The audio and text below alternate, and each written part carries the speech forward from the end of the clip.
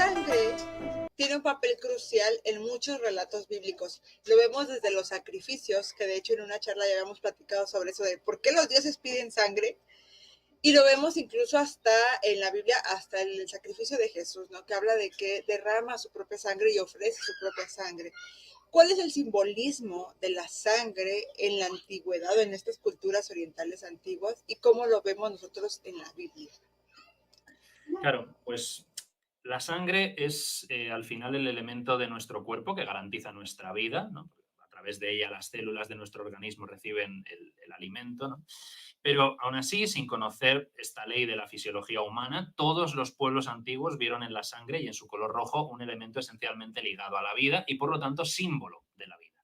No es lo que significa la expresión que encontramos en Levítico 17:11, ¿no? De la vida de la carne está en la sangre. Además, con frecuencia, la sangre simboliza también la familia, porque es la que garantiza la relación física considerada más perfecta entre personas o animales. Entonces, en este sentido, seguimos utilizando expresiones como la misma sangre o la misma sangre que corre por sus venas, ¿no? Tiene sangre real, hermanos de sangre, caballos, pura sangre, ¿no? Pero al final, en este contexto, la sangre por sí misma designa a la persona en cuanto sujeto de vida y muerte también, ¿no? Que esta idea procede de una constatación evidente. Si demasiada sangre abandona el cuerpo, la persona muere. Por lo tanto, la sangre es la materialización de la vida. Y como la vida de un ser vivo es un elemento divino, la sangre no puede ser comida, como ya explicita Levítico o el Deuteronomio. Entonces, de este precepto fundamental derivan otros, sobre todo el de no comer carne con sangre ni animales ahogados, es decir, animales que han muerto sin desangrar. Entonces, según tradiciones antiguas de Mesopotamia, ya lo hemos comentado, la sangre es el elemento divino del hombre, ¿no? La sangre de Kingu que se mezcla con la tierra, ¿no? Por lo tanto, la sangre es ese elemento divino y garantía de que la vida viene de los dioses y es, por lo tanto, sagrada. En el culto del Atis frigio, el adepto tiene que quedar lleno de fuerzas superiores después del bautismo de sangre del taurobolio que se derramaba sobre él, según cuentan autores cristianos como Prudencio, ¿no? Una especie de bautismo de sangre. Hay otros autores que dicen que simplemente se trataba de la emasculación de un toro, pero que en cualquier caso la sangre reviste de una importancia siempre capital, ¿no? Y claro, como la sangre es pura fuerza vital, puede gritar al cielo, como la sangre de Abel en Génesis 4:10. La sangre era tabú como elixir de vida y por ello Dios vengará toda sangre derramada. Dice en Génesis 9:6 que quien vertiere sangre de hombre, por otro hombre será su sangre vertida, porque a imagen de Dios hizo él al hombre. Entonces la sangre está reservada a Dios como Señor de toda vida. En el pasaje del Levítico que hemos comentado, en 17:11, se dice que Dios ha dado la sangre para el uso del altar, para expiar por vuestras vidas. Entonces, la sangre de los animales sacrificados es derramada sobre el altar o rociada sobre él, porque se derramaba en representación de la sangre del hombre. También en la fiesta del Cordero, que era una fiesta de primavera, la sangre tenía un valor apotropaico, es decir, de protección, de apartar maleficios. No es el sentido primario de la sangre en la Pesach de Egipto.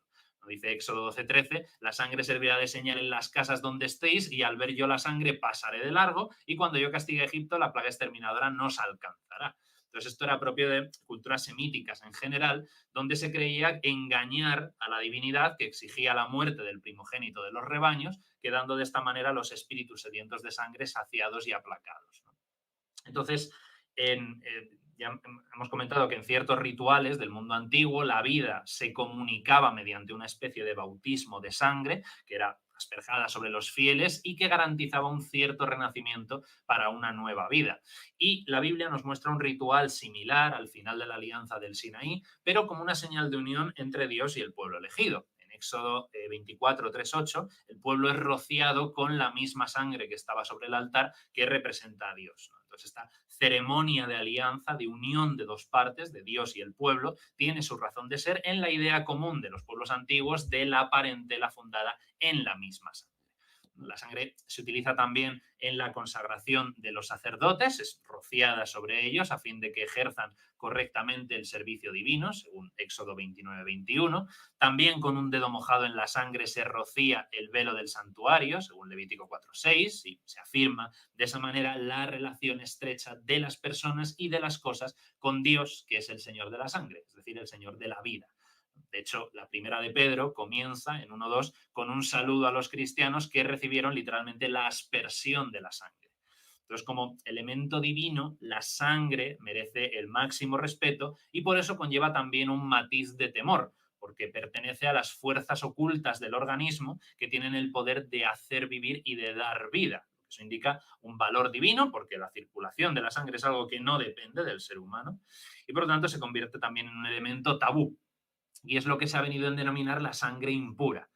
Y es curioso porque aunque la sangre menstrual, igual que ocurre con el esperma, estaba en relación con el origen de la vida, era considerado algo impuro, es decir, portador de fuerzas negativas, peligrosas, que muestra hasta qué punto el judaísmo se desarrolla en un contexto patriarcal y cuál era la consideración de las mujeres, que durante el periodo menstrual eran separadas del resto de la sociedad, ¿no? Entonces, el Levítico 15, 19, 30 se declara impura a la mujer durante este periodo, no solo ella, sino todo lo que toque y todo el que la toque. Por eso es tan relevante el relato de la mujer hemorroísa curada, aunque involuntariamente, por Jesús, ¿no? En Marcos 5, 25, 34 y paralelos, ¿no? Porque la mujer de 12 años de enfermedad representa a las 12 tribus de Israel que se encontraba en un estado en el que no podía ser tocada ni tocar a nadie porque transmitía su impureza. Entonces Jesús, al curarla, la libera de la esclavitud de la sangre y de la impureza ritual prescrita por la ley, porque desde la perspectiva judeocristiana el Mesías viene a sanear, a purificar al pueblo de Israel.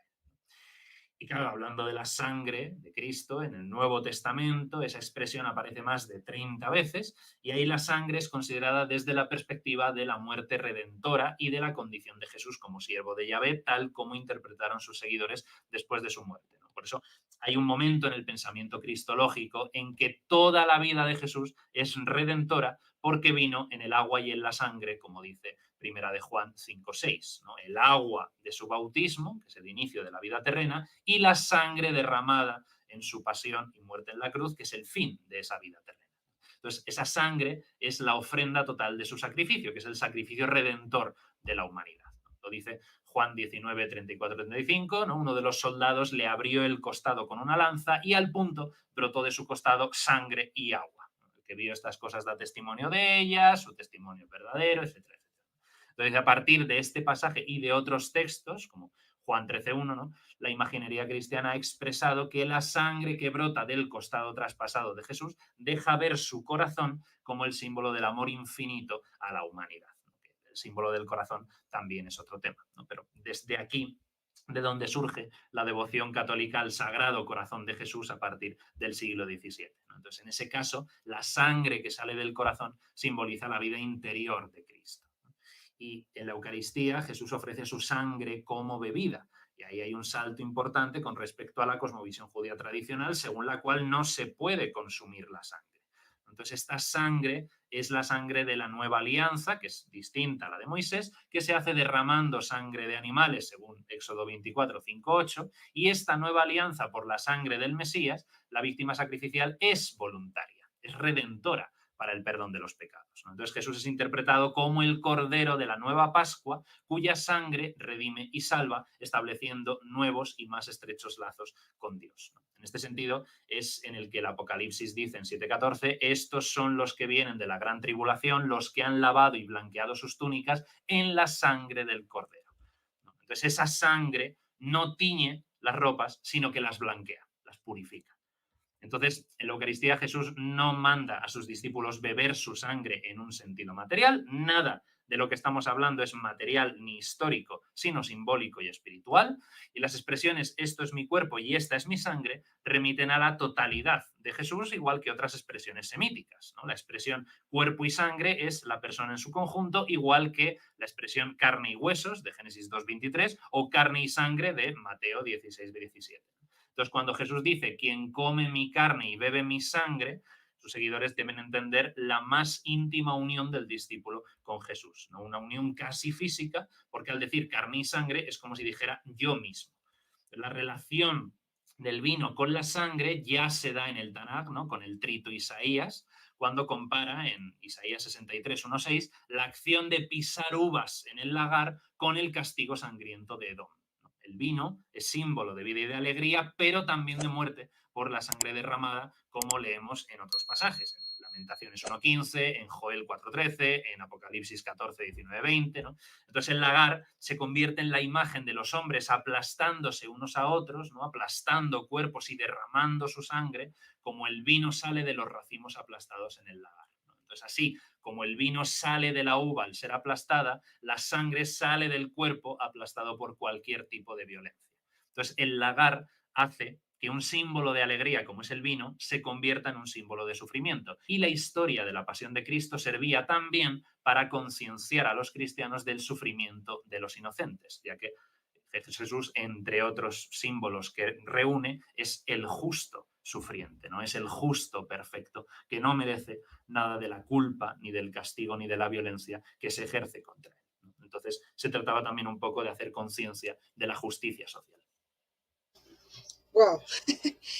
Fíjense que ahorita que mencionas esto, estamos hablando de la sangre. Se me vino una imagen, ¿no? Que yo tengo muy grabada de una experiencia que ya es tristemente muy común en mi país. Hay un versículo o varios versículos donde se habla, ¿no? De estos sacrificios animales, o incluso si encuentras una persona fallecida, que cubras la sangre con tierra. O sea, no puedes dejar la sangre allí porque es la vida de la persona o es la vida del animal y es sagrada, ¿no? Aunque ya no esté con nosotros. Porque en una ocasión me tocó ver una escena del crimen aquí en mi ciudad que, si yo le platicara, ¿verdad? Pero ya es cualquier cosa, ¿no? La gente pasando encima, ya es como que ya está tan normalizado tristemente.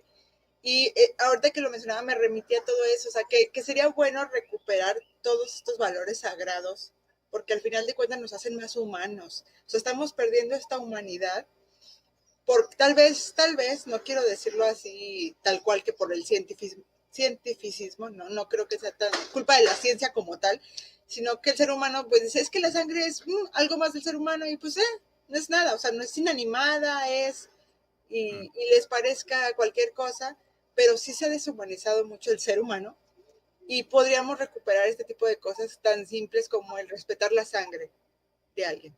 No sé si me explique. Sí, sí, sí, perfectamente. Sí, o sea, al final se trata de devolver un poco esa visión sacral de la existencia, ¿no? Que al final era lo que se intentaba en esa tradición sacerdotal que hemos comentado, ¿no? De valorar lo sagrado en la otredad, ¿no? En todo, en el otro y en la creación, ¿no? Sin caer en la otra parte, ¿no? Como por ejemplo los testigos de Jehová, que son capaces de negar una transfusión de sangre por ese respeto a la sangre, pero al final es valorar la vida por encima de la sangre en sí misma, ¿no? Si absolutizas un símbolo, al final lo perviertes, ¿no? Un símbolo, por propia etimología, es algo que conecta dos realidades, es siempre un puente, no es el destino. El símbolo que tiene que hacer es llevarte, es una metáfora, de nuevo etimología, metáfora es llevar más allá, ¿no? Entonces el símbolo es una metáfora que te tiene que llevar más allá a una realidad más profunda. Entonces, por respetar el valor sagrado de la sangre, negarle la sangre a alguien que puede salvar su vida es no entender de qué va la historia. No es precisamente porque esa sangre es sagrada, esa persona lo necesita. Y por eso lo que hay que hacer es donar sangre, porque la vida de esa persona es sagrada, ¿no? Y se salva a través de la sangre que es también sagrada. Entonces, ese es el problema también de absolutizar el símbolo y concebirlo como un fin en sí mismo, que te acabas olvidando de la persona, que al final era lo más importante. Sí, claro, estoy totalmente de acuerdo, o sea, no llegar a los extremos aunque eso de los testigos de Jehová tengo entendido que está basado pues en una mala interpretación, ¿no? Del texto de no comer sangre, que claro, se está refiriendo literalmente a comer la sangre, no a transfusiones. Y como dice usted, pues siempre que lo principal sea la vida del ser humano, porque al final de cuentas el ser humanista es ver por la vida humana, no necesariamente por la muerte, no. Si una persona ya puede darle vida a otra a través de una transfusión, wow, yo pienso que es algo maravilloso. Así Entonces, es, claro. Y al final, claro, cada uno de nosotros querríamos ser salvados si existe esa posibilidad y por lo tanto no hace falta recurrir ni acusar no, es que esto es cientificista, es que esto está... No, o sea, esto está en las escrituras tal cual. acude a Levítico 19:18 y ya está, o acude a Jesús citando Levítico 19:18, es que da lo mismo, ¿no? Ama a tu prójimo como a ti mismo, ya está. Eso, como decía Gilel, eso es la Torá, todo lo demás es comentario.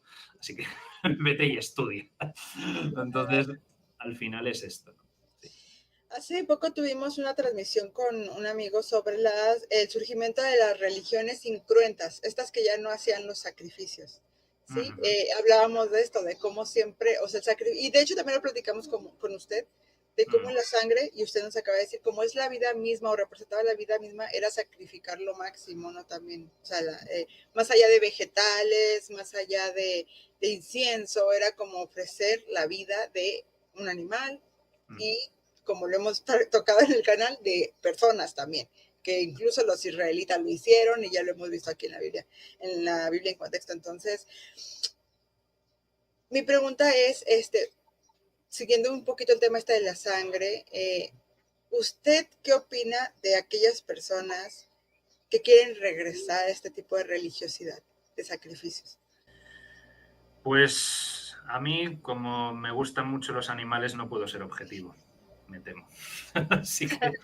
Así que no, yo creo que en un estadio de religiosidad antigua, como era en el que se practicaban este tipo de cosas, ya está. O sea, tuvo su función, tuvo su labor, tuvo su sentido, tuvo su significado, ya está bien. A día de hoy, creo que hemos avanzado lo suficiente en toda nuestra historia humana y espiritual para concebir formas distintas de relacionarse con la divinidad que no impliquen la muerte de nada ni de nadie. Entonces, creo que podríamos estar a otras cosas, claramente, más que nada porque es que ha quedado sobradamente demostrado. Quiero decir, desde la destrucción del templo, todas las comunidades religiosas, y mucho más aquellas que nunca han tenido un ritual sacrificial, han desarrollado rituales completamente maravillosos, fantásticos y alejados totalmente de cualquier tipo de violencia. Entonces, volver a un estadio de religiosidad anterior, antigua, ancestral, que dudo mucho que vaya a responder a la sed de ser que se tiene hoy, de ese vacío espiritual, dudo mucho. Habrá personas a las que sí, porque de hecho hay comunidades todavía donde se sigue realizando esos sacrificios. Pero yo creo que para una cuestión mayoritaria, una idea de todos los fieles de una tradición espiritual vuelvan al sacrificio y degollar un carnero te sitúe más en comunión con la divinidad, a mí me cuesta creerlo. Evidentemente esto responde a una cuestión de la relación con la violencia en el mundo sagrado, que es todo un tema. De hecho, será uno de los cursos que prepare para el año que viene, porque tiene mucho que ver con todo esto. Pero creo sinceramente que podríamos estar perfectamente a otras cosas, a cosas bastante más elevadas, a cosas que no necesiten del derramamiento de sangre.